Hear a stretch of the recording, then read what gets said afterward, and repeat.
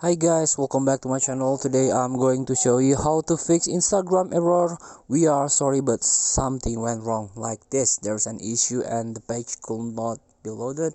Or like this, we are sorry but something went wrong. Please try again. So all you have to do right now is fix your internet connection first. You can go to the settings and try to open if you use Wi-Fi here, you can turn on the Wi-Fi and then turn off again. And if you use a SIM card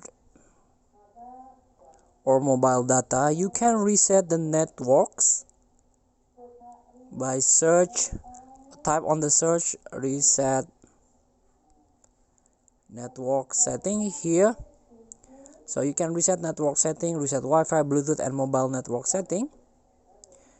And after that, you can tap or hold the Instagram icon and then try to clear some cache here. In the storage usage, you can clear cache, even you can clear data and then re-log in. So please free to try. Maybe this will helpful. Thank you for watching. Don't forget to comment, like and subscribe, and so click the next button below. See you in the next video.